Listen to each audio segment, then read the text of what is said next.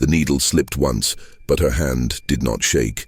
Even with the window shutters drawn and the street outside humming with carriages and gossip and humid New Orleans heat, Evelyn kept sewing the way a surgeon closes a wound. Her thread was not white. It was a shade of red so deep it almost looked brown under the candlelight, like dried blood on cotton. She worked in silence, listening not to the room, but to footsteps in the alley behind the shop, counting the rhythm that separated a customer from a spy. The fabric on her lap looked like any other flag of the Crescent City militia, stitched for parades, rallies, and the men who still believe speeches could change the direction of a nation already split at the seams. But the flag Evelyn worked on tonight was different. The pattern hid more than colors. Inside the fold above the third stripe, between two layers of cloth, she was sewing paper, thin strips covered in names, dates, roots, and the kind of truth that traveled farther when it was not spoken aloud. She didn't look up when the door opened. The bell didn't ring. Someone had lifted it before entering, a trick only a man who wanted silence would know. She tied off her thread before turning her head. The man who stepped inside removed his hat slowly, as if manners might excuse the danger he carried with him. "You're working late," he said. "I'm paid to finish what others start," she replied. He didn't smile. Men like him rarely did anymore. New Orleans was full of gamblers and musicians and men who toasted the future with wine they pretended they could afford. But he wasn't one of them. His coat was plain, his boots wet with river mud, and his voice carried the weight of someone who stayed alive by choosing words the way others chose weapons. "Is it done?" he asked. "Almost," Evelyn said, turning the fabric so the hidden stitching faced her palm. "But I need to know who will carry it before I finish." "That depends on whether you still trust the cause," he said. Evelyn threaded the needle again, slower this time. "Causes don't bleed," she said. "People do." Outside, a single horse stopped in the street and did not move. The man glanced toward the window, then back at her. "Then tonight," he said, "you decide which kind of wound this flag will open." She didn't answer. Trust was not something she gave to men who walked without leaving a name behind. She simply kept sewing. The needle paused only once more that night, not because Evelyn hesitated, but because the silence in the shop changed. Silence has texture, and this one thickened. No footsteps, no carriage wheels, no drunk laughter from the tavern across the street. Even the cicadas outside dimmed their song, as if the night itself were holding its breath.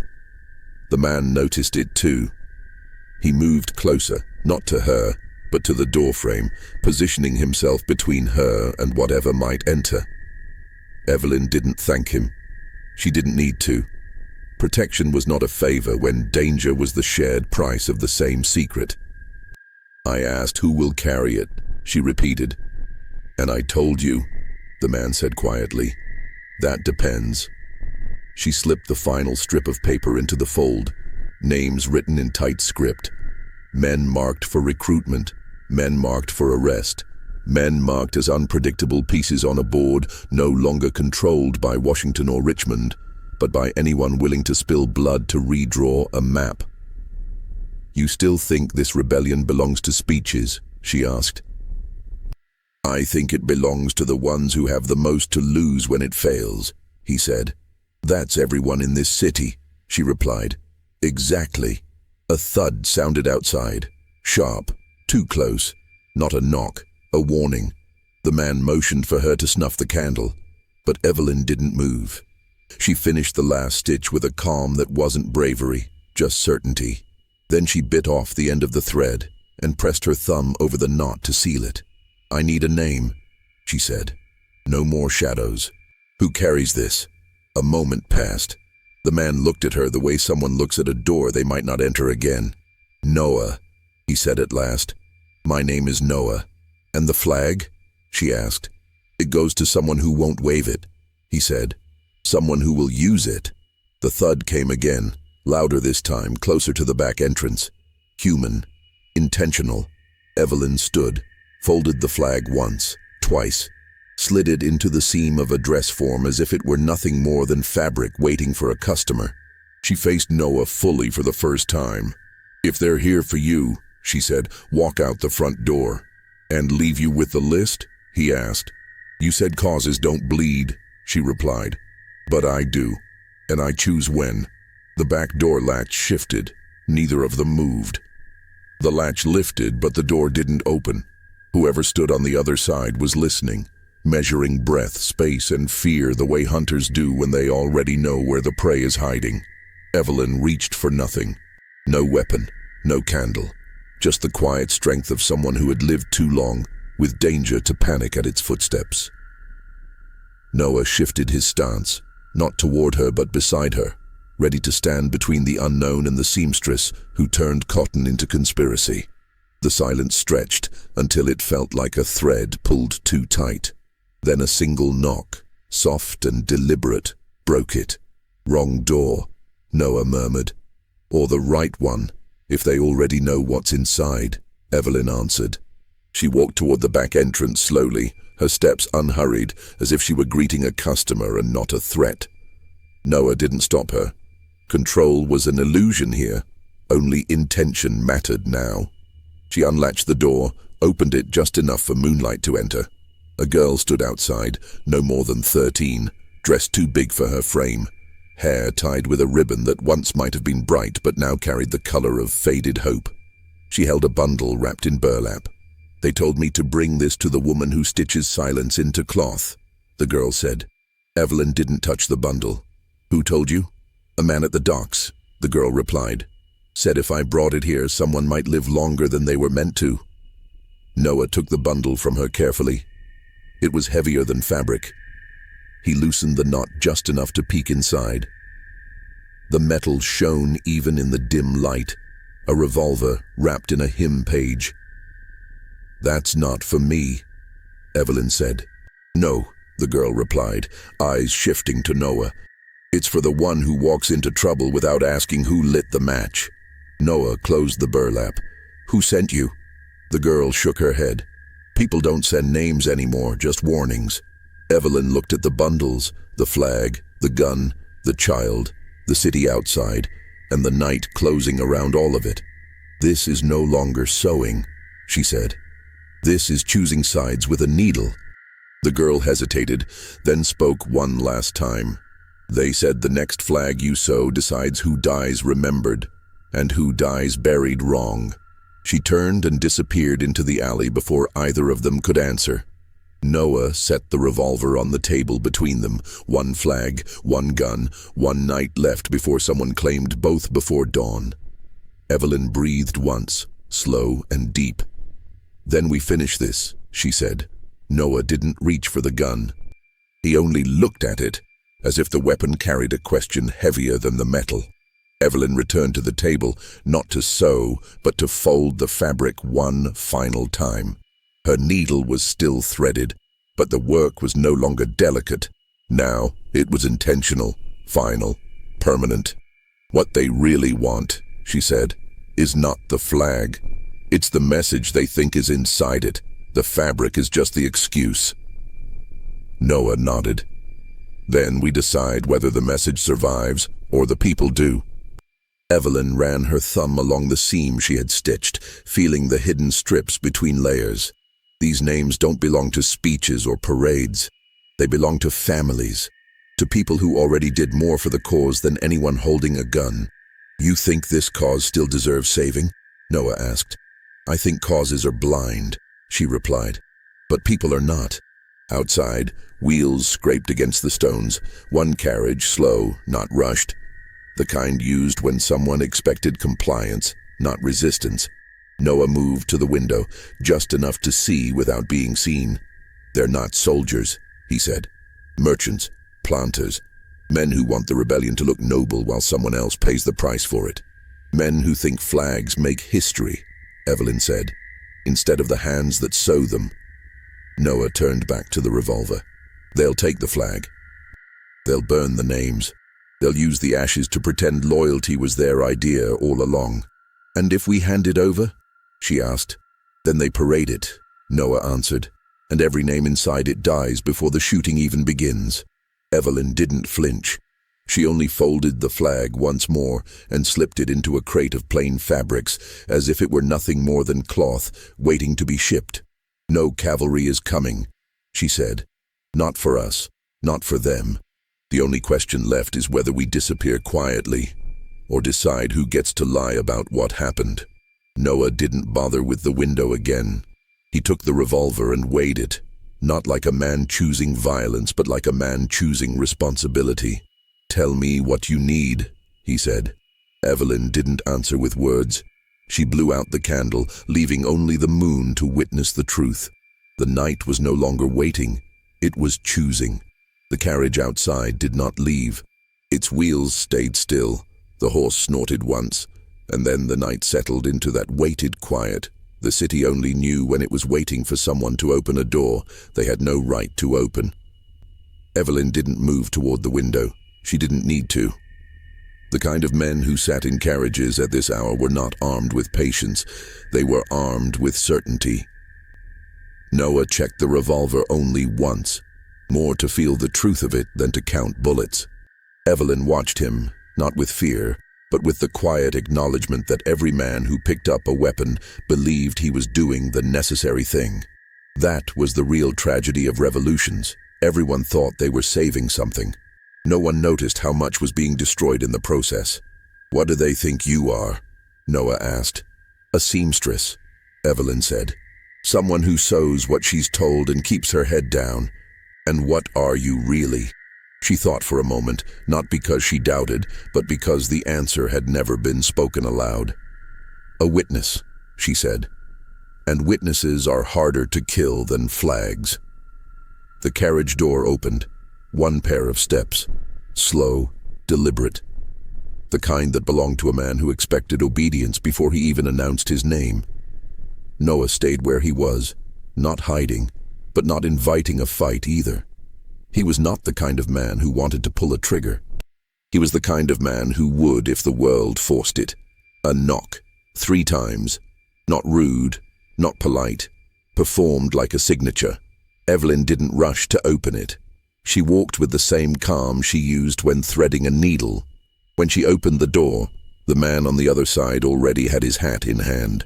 Polished boots, dark suit, skin pale enough to suggest he owned people who labored for the sun while he stayed inside with contracts and whiskey. "Miss Evelyn Clark," he said. "We were told you finished something that belongs to us." "No," she said. "I finished something that was paid for. There's a difference." He smiled the way men do when they think they have already won. "The flag. What about it? We'll be taking it now." Evelyn didn't blink. "It isn't here." Noah didn't step into view. He didn't need to. Presence has weight even in shadow. The man's smile thinned. "You've been useful, Miss Clark. Don't make the mistake of thinking usefulness is the same as safety." She closed the door in his face. There was no shouting, no anger, just the soft scrape of a polished shoe pivoting on stone. 2 hours, he said through the door. "Then we come back, and next time we don't knock." Evelyn turned to Noah. "We don't have 2 hours." "No," he said. "But they think we do." Noah didn't waste time speaking after the threat.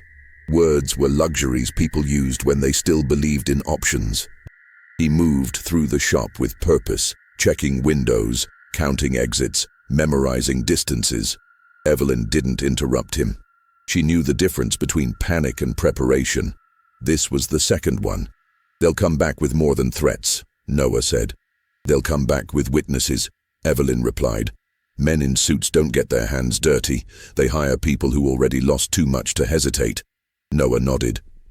"Then we don't wait for them." Evelyn opened the crate where she hid the flag and pulled it out. Not to hand over, but to look at what she had made one last time. There was no patriotism in her eyes, no rebellion, just the weight of names hidden inside the cloth, names that never asked to become symbols. "You still want this carried?" Noah asked. "No," Evelyn said. "I want it protected. And if protecting it means people die, then they shouldn't die for a lie." She folded the flag into a shape small enough to conceal under her coat. Not proud, not defiant, just necessary. Noah watched her, and for the first time he saw not the seamstress who served a cause, but the woman who had already buried more than one belief and kept breathing anyway. "I know a place," he said, "south of the river. People there don't ask questions until they know if the answers are worth hearing." Evelyn blew dust off the shop ledger, closed it, and tied the string around it like a coffin. "They'll punish the city for what we take with us," she said. "They'll punish it even if we stay," Noah replied. "That's what men like him do.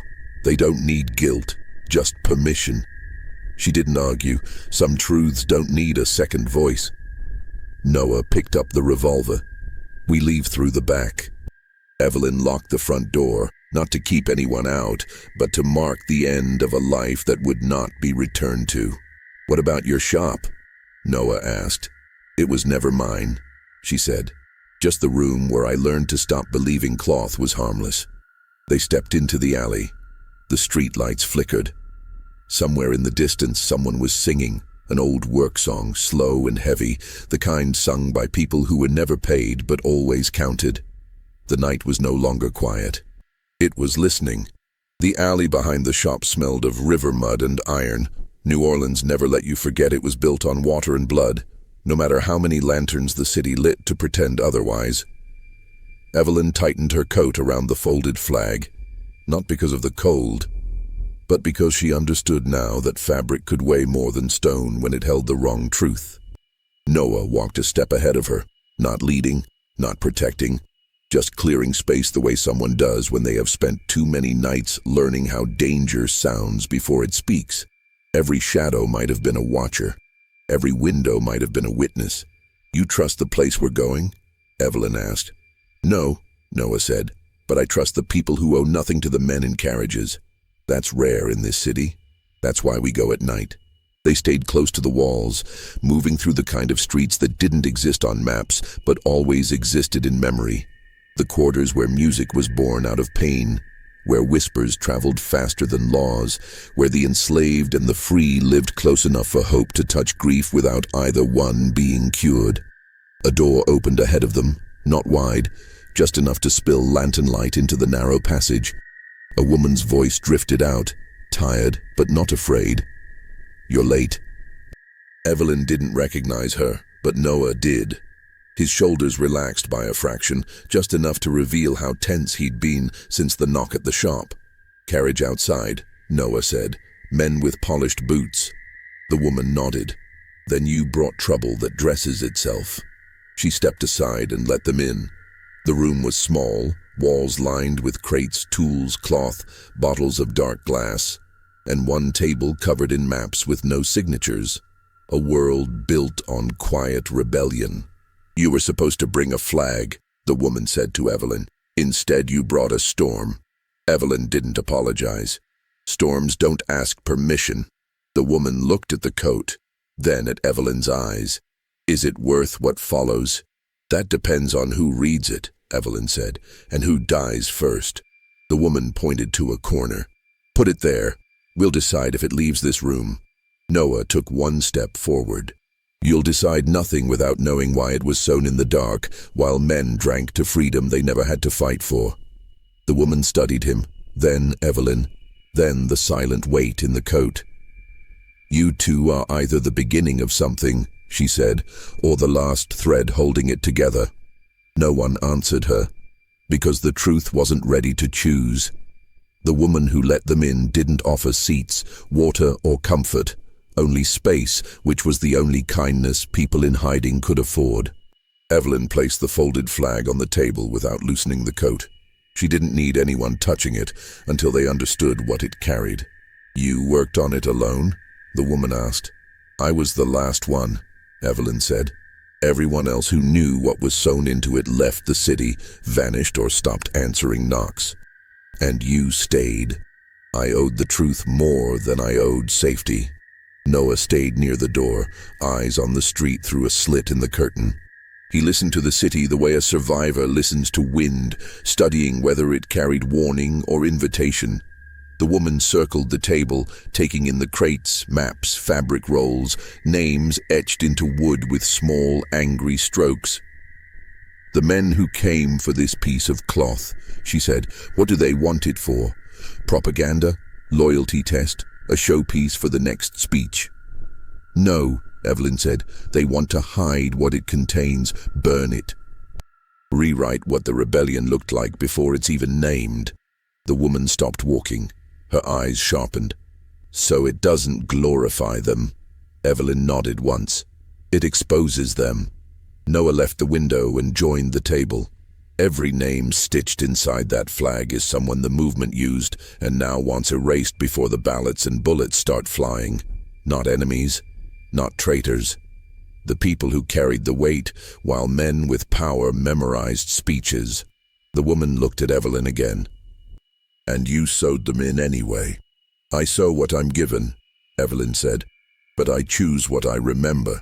The woman rested her hand on the table, palm flat. You brought something that can't stay here. Men like the ones in that carriage don't stop when they don't find what they want. They widen the circle until someone breaks. Evelyn glanced at Noah. I know. And you came anyway. I came, Evelyn said, because I will not be the last seamstress who dies for someone else's silence. Noah spoke softly, like a truth not meant for many ears. If they break the city to get it, it won't be the first time, and it won't be the last. The woman pulled the lantern closer, flame burning low, shadows tall on the wall. Then this place is no longer a hiding room, she said. It's a dividing line. No one breathed for a moment, because they all knew. Some flags are not made to be raised.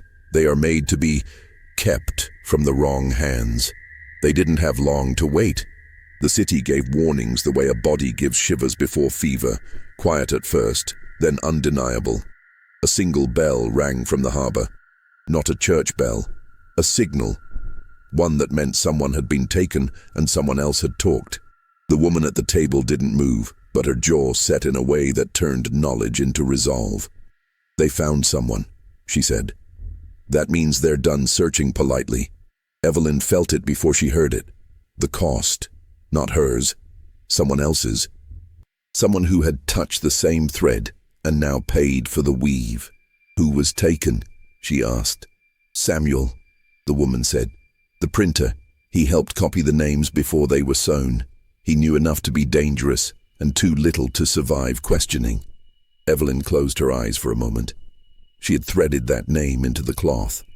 Now the cloth was threading itself into his death. Noah didn't waste time on blame. How long before they come here? Before sunrise, the woman said. Faster, if Samuel breaks. He won't, Noah said. He will, she replied. Not because he wants to, but because bones break the same way truth does, one crack at a time.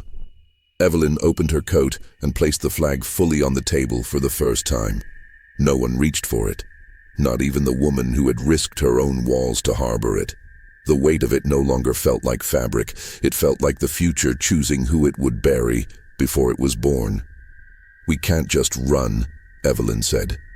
Running is what they expect. Running turns us into proof that they were right to hunt us. So what do you suggest? Noah asked. We let the truth breathe before they suffocate it. Noah stared at her. You want to expose the names. I want to expose the men who fear the names, she said. If the city learns who they plan to erase, the cause changes shape. They lose the right to speak for it. The woman gave a slow, grim nod. You're not trying to save the rebellion. You're trying to steal it from the men who think they own it. I'm trying to keep people from dying in the dark while they toast it in daylight, Evelyn said. Noah stepped away from the table. Just a single step, but enough to reveal a fracture. Not anger, not betrayal. Just the first sign that their choices were no longer identical. Truth kills people too, he said. Don't pretend it doesn't. I'm not pretending, she replied. I'm choosing who it kills. The room changed after that.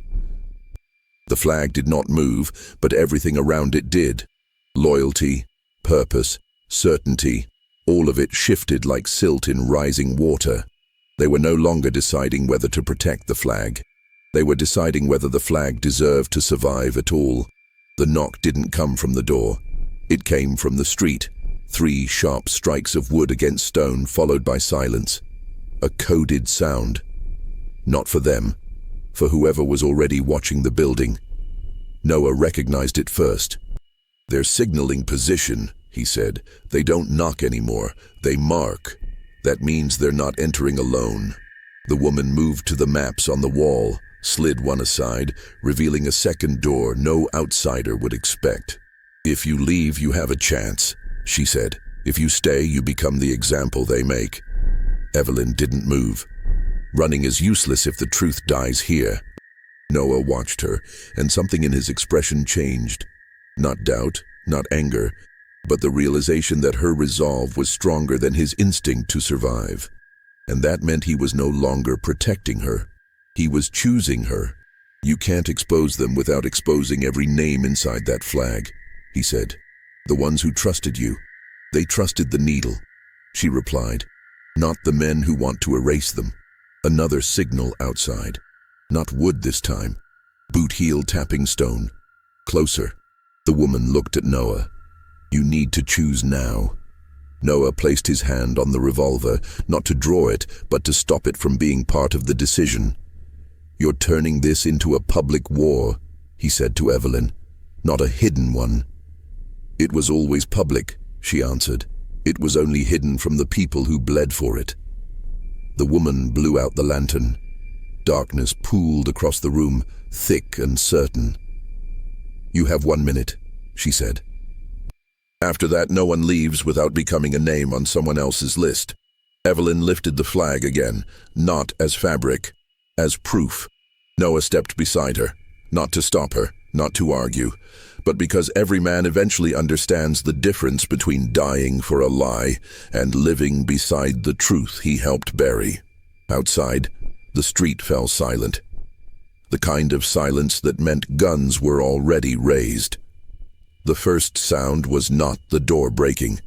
It was the hinge of the city itself shifting, boots hitting cobblestone in practiced rhythm, the kind that belonged to men who never had to chase, only collect. The knock never came again. The world outside had already decided entry was a right, not a request. The woman barred the inner door and spoke quietly. "Once they're in, they won't ask questions. They'll take the flag, kill the story, and leave the city believing silence was a choice." Evelyn held the fabric tighter.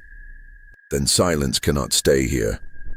Noah reached for the revolver, not to fire, but to be the one holding it when the line between threat and answer vanished. "They won't leave witnesses," he said. "They don't need to," Evelyn replied. "They only need to leave an official version." The floor shook as the first shoulder hit the front entrance. Not frenzied, methodical. A man with a weapon does not need rage when he already owns authority. "Back exit?" Noah asked. "There is one," the woman said, "but it leads into the open. They'll have a rifle on the alley." "Then the flag doesn't go through any door," Evelyn said. She crossed to the crates stacked against the wall and lifted the lid of one that looked untouched. Inside were bolts of plain cloth, coarse and unmarked. Field sacks, meant to carry grain or salt. She pushed the flag inside one, burying its colors, its weight, its names. Noah understood before she spoke. "You're not running with it." "No," she said. "I'm making them look in the wrong direction." Boots reached the outside wall. Wood groaned. Noah stepped closer. "You're the only one who knows the names by heart." "I'm not the only one who knows the reason," she said. The woman lit a match, but not for light, for erasing. She dropped it onto the table of maps, and the parchment curled fast. Roads, plans, proofs all turning into smoke the way history always does when the wrong hands get close. "They will burn this place anyway," she said. "Better we choose what burns first." The front door splintered. Noah didn't flinch. Evelyn didn't look back. There was no more time for strategy, only for consequence. The door finally gave way, not in a crash, but in a controlled break. Wood splintering under measured force, the kind applied by men who already knew no one inside had the power to stop them. Shadows spilled into the room first, shoulders behind rifles, faces unreadable in the half-light. They were not there to argue, they were there to remove. Noah stood where he was, gun visible, not raised, just possessed. The difference mattered, even if only for seconds. Evelyn stood beside the crate she had sealed, hands empty, eyes calm enough to unsettle the kind of men who expected fear to do half their work for them. "You understand why we're here," the one in front said. He didn't shout. "Power doesn't need volume. You're here because someone told you to be," Evelyn replied. "That's not the same as understanding." He stepped closer. He didn't look at Noah. He didn't look at the burning maps. He looked only at Evelyn, as if she alone threatened the story he had been paid to protect. "There was a flag in this building," he said, "and you're going to give it to us." "There was," she said, "and I did." The man blinked once, not in confusion, but in irritation. "To who?" "To the truth," Evelyn said, "and the truth moves faster than boots." One of the men behind him raised his rifle toward Noah. Noah didn't lift the revolver. He didn't need to. His voice was the steadier weapon. "Shoot me, and you lose the only person who still knows whether the flag is burned or carried," he said. "And you can't afford that, not before your employer stands on a balcony and claims to speak for all of Louisiana." That froze them, not out of morality, but out of logistics. The leader stared at them both. "You're buying time." "No," Evelyn said. "We're deciding what it's worth." The woman who sheltered them stepped forward, palms open. "You came for cloth," she said, "but what you really want is silence. You won't get it from any of us." The leader didn't warn. He didn't threaten. He simply turned to the men behind him and said, "Take one. The rest will talk when the first one doesn't return." Rifles shifted. Noah stepped in front of Evelyn. Evelyn stepped in front of Noah. Neither looked at the other. The choice had already been made, just not spoken yet. The rifles didn't lower. The men behind the leader were already deciding who to take, not by guilt, but by usefulness. They didn't need everyone alive. They just needed one person to break first. That was how power worked. Choose a throat, tighten the hand, and wait for the air to teach the rest how to obey. Noah didn't move aside this time. He stood in front of Evelyn without speaking, not as a shield, not as a sacrifice, but as someone who had already accepted that some lives were worth less to the world than the truth they protected. He wasn't noble, he was practical, and in a room like this, that was the closest thing to courage anyone could afford. The leader pointed to him. "That one." Evelyn's breath caught, but she didn't reach for Noah. Touch was useless in a room full of guns. Words were the only weapon left, and even they were dull under command. "You think he knows where the flag is?" she said. The leader didn't answer. Men like him didn't clarify, they enforced. "He doesn't," she continued, "because I didn't let him." That made the room shift. Slightly, but enough for attention to turn. "You're lying," the leader said. "I'm sewing," she replied. Lying is their job. Rifles adjusted again. Frustration wasn't loud. It was efficient. The woman who'd burned the maps stepped forward. "Take me," she said. "I know this network better than anyone else here. I've memorized every route, every house, every signal. You want leverage? I carry more of it than either of them." Noah turned to her. That was the first time he looked almost afraid of a world where good people volunteered to become evidence. The leader lifted 2 fingers. "Bind her." But before the order completed the room, Evelyn spoke again, quiet, but with the clarity of someone who had already left fear behind. "You don't need to take the person who knows the most," she said. "You need to take the person the city will mourn the least, the one who disappears without starting a riot in the streets." The soldiers paused. She stepped forward on her own. "That's me." The room inhaled as one. Even the rifles hesitated, not in mercy, but in calculation. Noah grabbed her arm, not to stop her, but because the body reacts before the mind accepts what it already knew. Don't, he said. There is no safety left in choosing, she replied, only in deciding who pays. She removed the coat holding the hidden flag, folded it once, and placed it on the table beside Noah's hand. The leader nodded. Take her. Noah didn't speak, because there are no arguments left when the person you're trying to save has already chosen the cost. They didn't bind her hands. They didn't need to. Evelyn walked with the quiet of someone who had already measured the cost and accepted the debt. 2 soldiers flanked her, one in front, one behind, rifles angled down, not out of respect, but because they believed the threat was over. Noah knew better. He didn't move while they led her out. Movement was how men died in rooms already decided by others.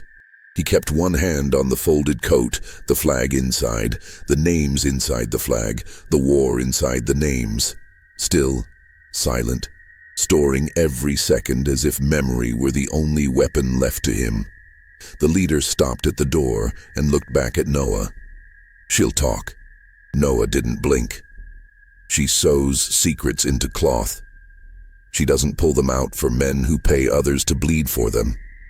The leader almost smiled. Everyone talks. Noah leaned forward just enough for the truth to reach him.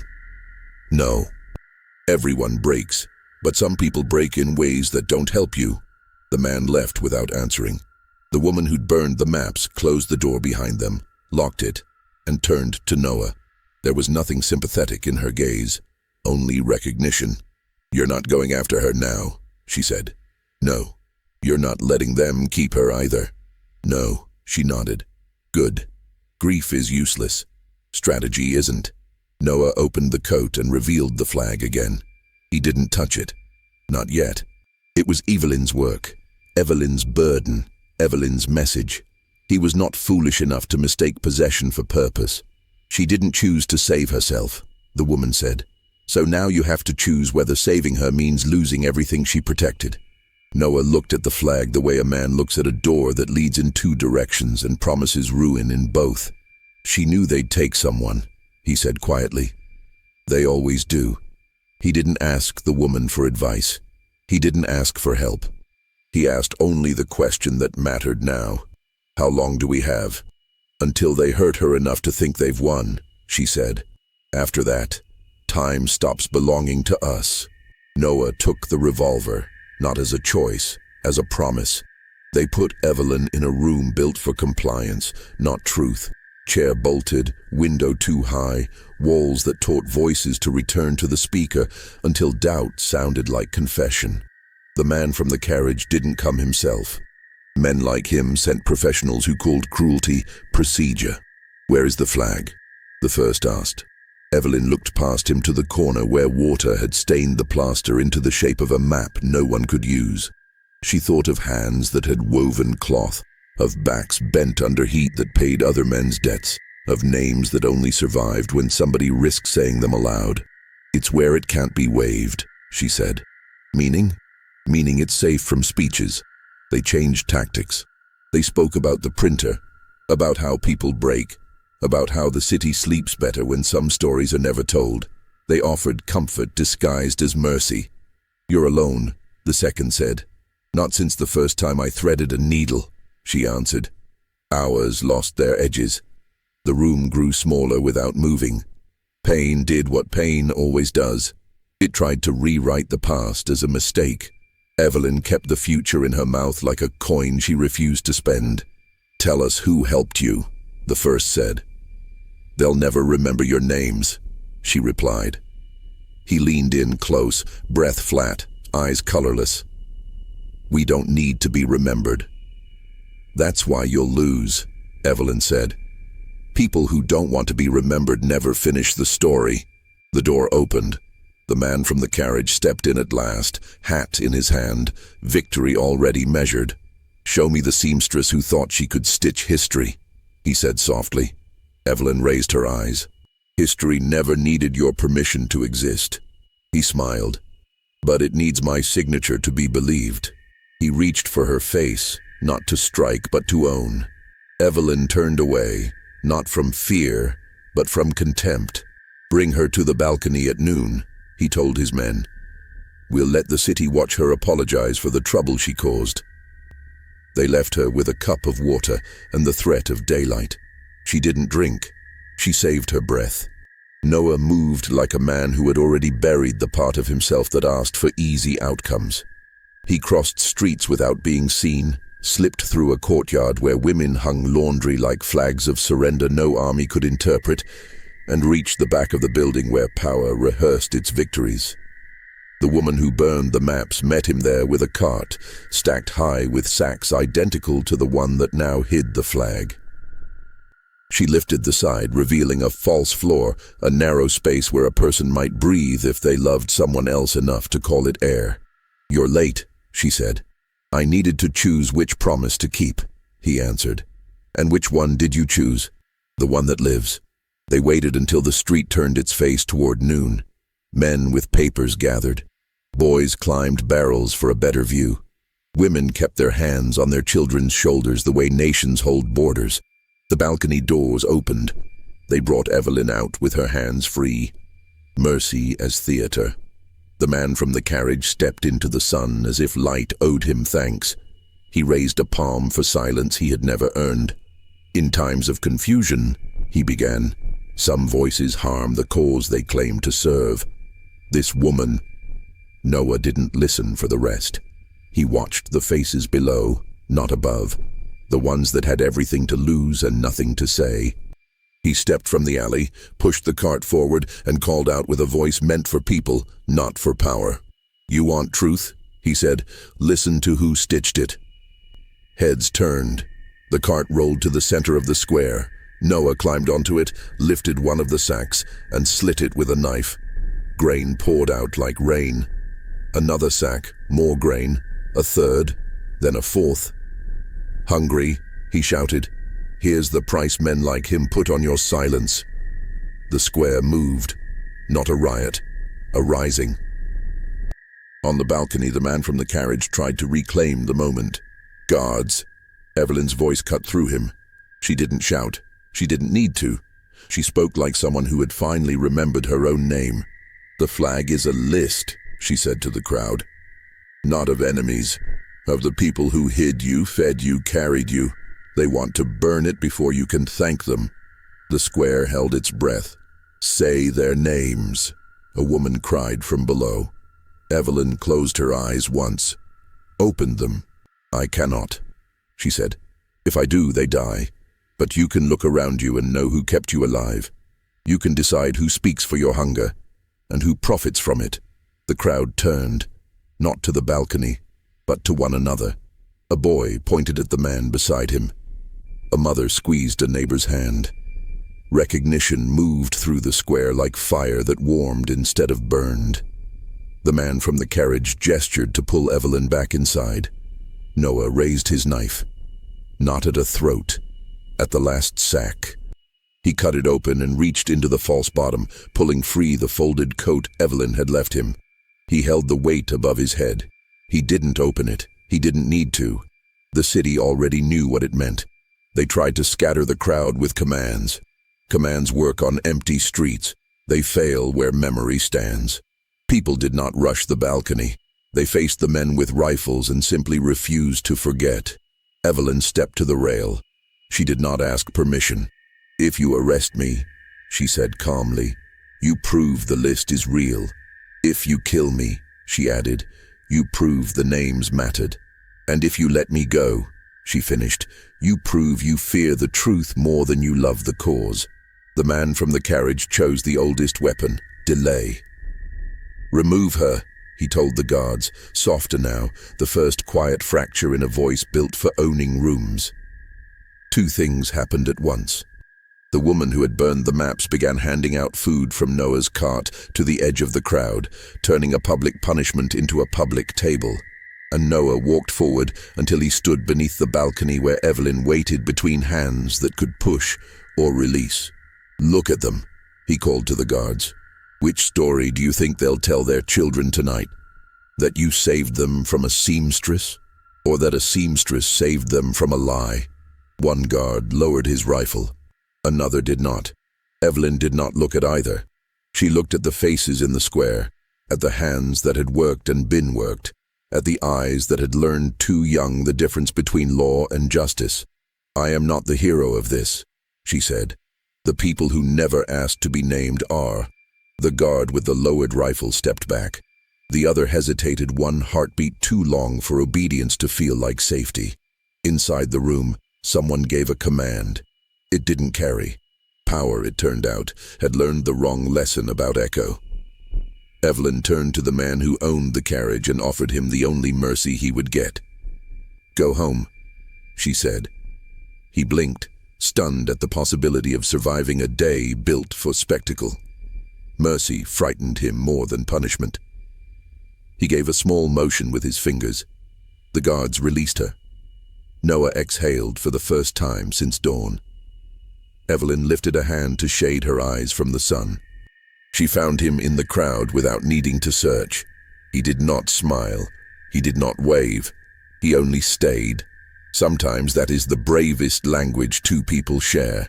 By evening, the city had already written 3 versions of what happened. One in houses where people ate together and said thanks without names. One in offices where men pretended nothing had changed. And one in streets where children turned a cart into a story about how grain fell like proof that hunger had always been political.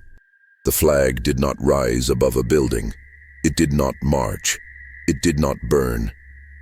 Evelyn and Noah carried it to the river when the sky softened, not to drown it, not to hide it, but to decide what legacy it should serve. The woman who burned the maps walked with them until the bank, then stopped. "This city forgets quickly," she said. "Then we teach it to remember slowly," Evelyn answered. They opened the coat. The fabric weighted, stitches precise, colors quiet, names sleeping between layers like seeds that would not sprout until the ground was ready. Evelyn did not tear it. Noah did not raise it. They folded it once more and gave it to a man who had no balcony, no suit, no need to be thanked. A ferryman with shoulders carved by labor and a face that did not ask to be believed. "If anyone comes asking," Noah said, "tell them you never saw us." The ferryman nodded. "That's an easy truth." He pushed off into the current. The flag moved toward a place where stories learned to travel without being seen. Evelyn stood with her hands empty and her heart still full. Empty hands are what history leaves you when you've done something worth keeping. Noah watched the water until the boat became a line, then a point, then a memory that felt like a promise. They walked back through streets that would never admit what had almost happened. Lamps flickered. Music found its way out of a doorway. Somewhere, a printer's shop stayed dark and people whispered a man's name in gratitude he never heard. "What are we now?" Noah asked at last. "Witnesses," Evelyn said. They did not touch. They did not say more. They simply kept walking, side by side, equal in the only way that matters when a city decides what future it wants. And in a room that would never again be a hiding place, a table cooled where maps had turned to ash. No one raised a flag, but the truth for once did not bow.